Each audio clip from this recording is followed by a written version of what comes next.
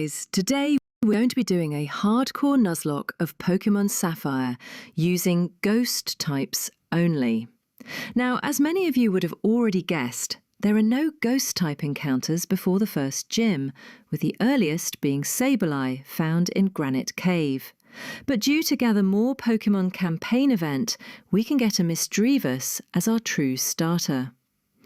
So after defeating May, we get Pokeballs and are ready to set forth on our journey. After acquiring Misdreavus at level 10, we can truly start our run.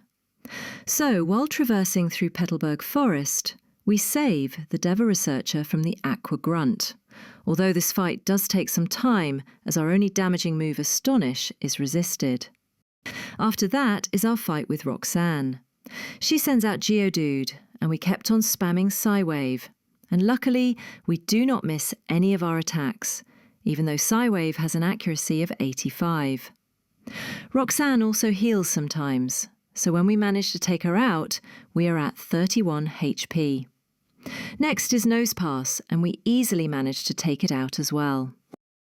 After that, we catch an Nincada, which is not a ghost type at the moment, but in the future, it will be. After securing the letter, we go to Dewford, where we catch our second active team member, Sableye, although the catching process was quite miserable, as this little gremlin kept breaking out of most of my Pokeballs, but we do catch it. After that is our fight with Brawly, and for some reason, the Pokemon Company did Brawly so dirty, as none of his Pokemon can even touch us, only one being Makahita with Knockoff, which does pitiful damage, so we easily get the dub by spanning Psywave here as well after taking the Silk Scarf. We can go straight to Lakeport City, where our Nincada manages to evolve. We have no use of the Ninjask, but we do require the invincible Shedinja. I also buy a couple of vitamins from Slateport Market. After that is the rival fight at Route 110, where Misdreavus single-handedly defeats May's entire team, although Grovyle with Pursuit was very scary.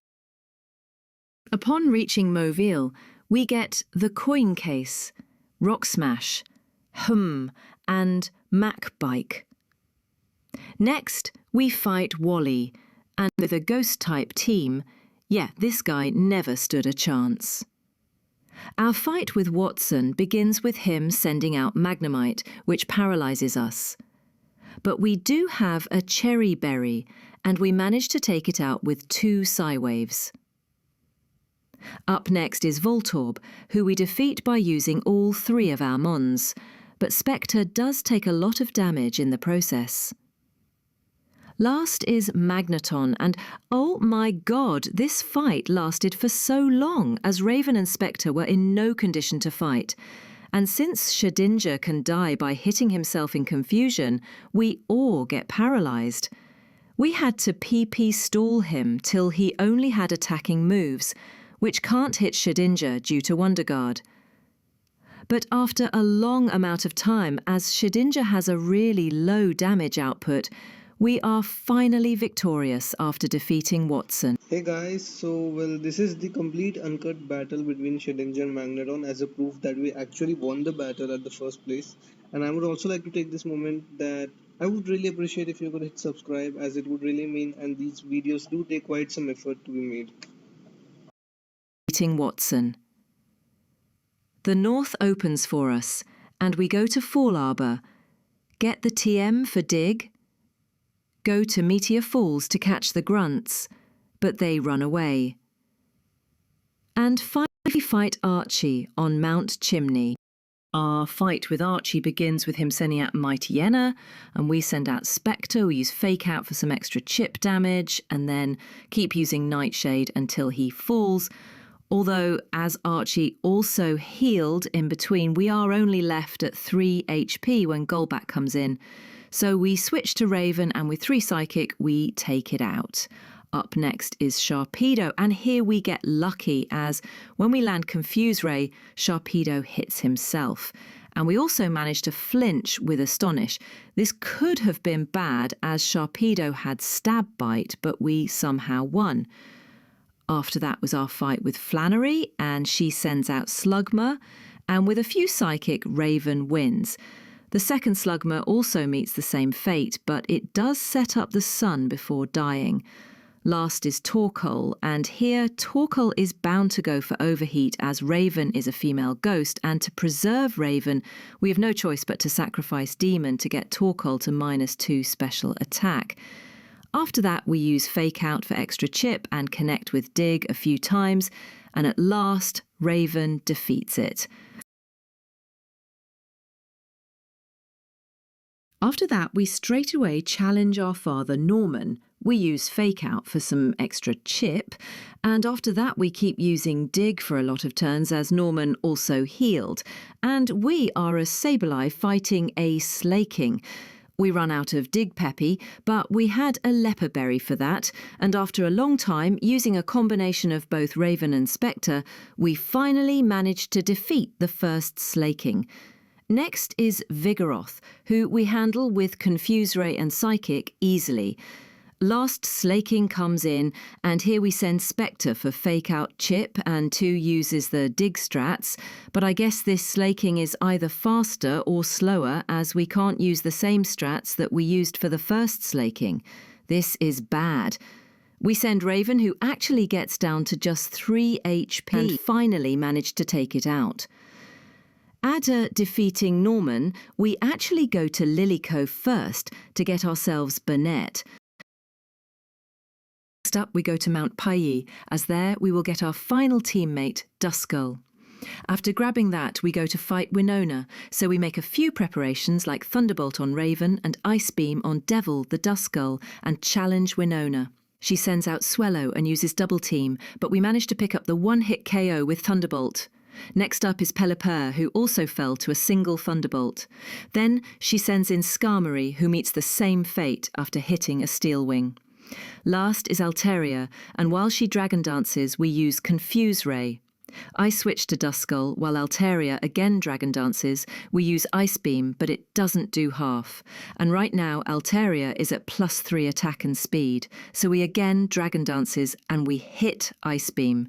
This forces Winona to heal, and we hit another Ice Beam, and we freeze it, but sadly, Altaria immediately defrosts and go for another Dragon Dance. But one final Ice Beam, and we have won. That fight was really scary. After that, we go to the stupid grunts who tell the location of their boss, go to Slateport, witness Grand Theft Submarine and raid the Aqua hideout. Next, we go to Moss Deep and right away challenge the Psychic Twins in Sapphire. They only have 2 Pokemon, so it's quite easy. I send out Devil and Spectre since they really can't hit Spectre at all. First we take care of the Lunatone and then double down on the remaining Soul Rock. The Psychic Gym was going to be easy for the Ghost team anyway. After that in Seafloor Cavern, we have our final encounter with Archie. I send in Spectre for Fake Out Chip on Mightyena, but then we get confused by Swagger. But it backfires on Archie, as we are using Shadow Ball, which is physical in this gen, and we do not hit ourselves a single time, and since Archie healed a couple Shadow Balls later, his Mightyena is down. Next up, he sends Crobat, and I send out Raven to kill with Psychic. But it actually survives quite easily and lands us with some wing attacks. Expecting Archie to heal, I click Thunderbolt. And we were right about it. Our Thunderbolt paralyzes it. So now we outspeed and kill it with Thunderbolt. Last is Sharpedo, who falls to a single Thunderbolt. After that, Kyogre yeets itself. Story stuff happens, yada yada, but our next fight is against Wallace. He sends out Love Disc, and since it can't confuse us with Lovely Kiss, we set up with some Calm Minds. After setting up, we pick the knockout with Thunderbolt.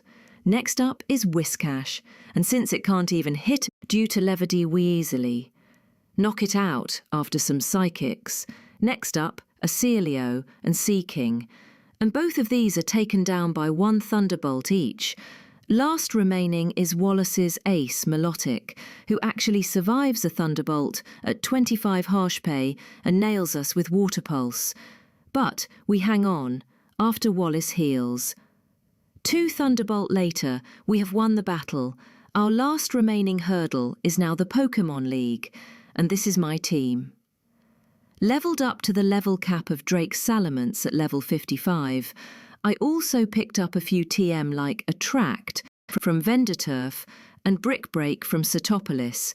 But with all that out of the way, let's go and become champions. So first up is Sydney, and for this I send out Spectre, we get use Fake Out for chip damage.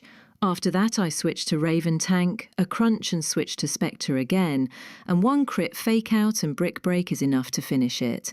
Next, a Cacturn, Sharpedo and Absol, who are easily taken down from Swagger attack boost. Last is Shiftry, who I deal with using Devilborg. The Dusclops up. Next is Phoebe, and we have a simple strategy for this one. Gaspar with Spell Tag and Stab Shadow Ball easily one-shots the first Dusclops, the first Bonnet and the second Bonnet as well, although the second Bonnet was able to hit us with Toxic, so now we are on a timer.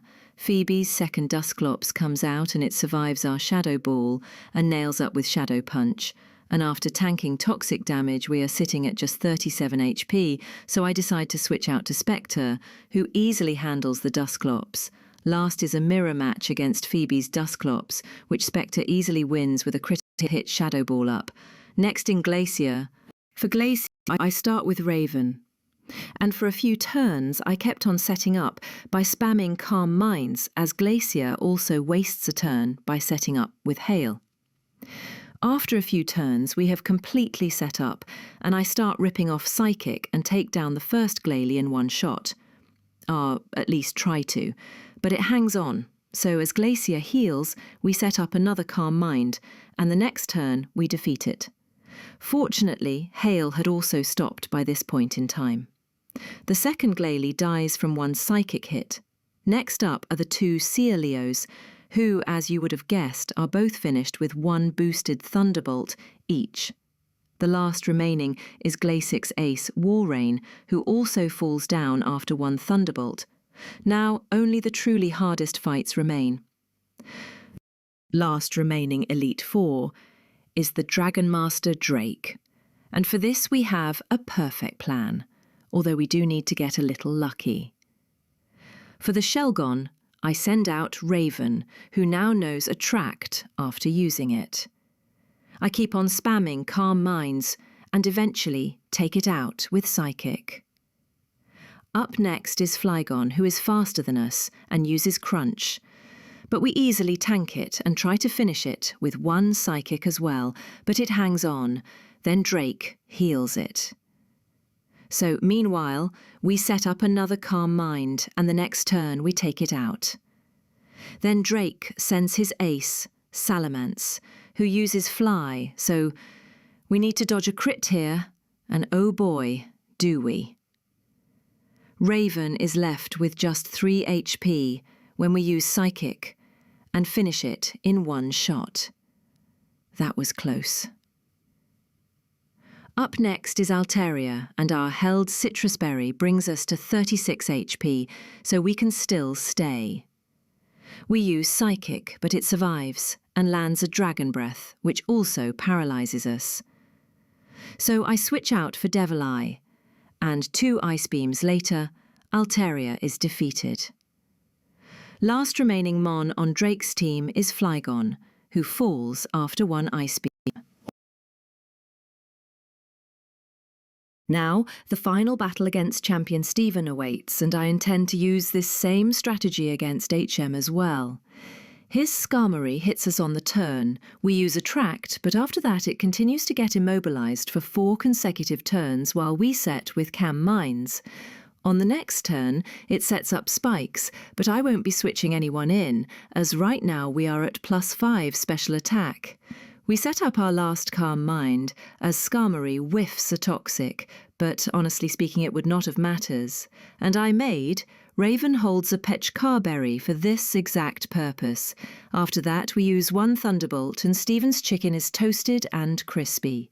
Next is his Cradily, who actually manages to survive a Psychic and hit us with Ancient Power, but luckily they don't get the Omni boost. So, as Steven heals, we attack, and soon enough we defeat it. Next is Who, resists our Psychic and sets up Reflex, but 1 more Psychic later, it is down. Next is Aggron, who easily falls to a single Thunderbolt. Up next is his penultimate Mon, Armaldo, who also falls to a single Thunderbolt as well. Last is his ace, Metagross. And I look at my team in case anything goes wrong, hoping they will cover. But one Thunderbolt later, we had won. Finally, the Nuzlocke was over as we had become champions. So there you have it, as how I beat a hardcore Nuzlocke of Pokemon Sapphire using Ghost-type Pokemon only.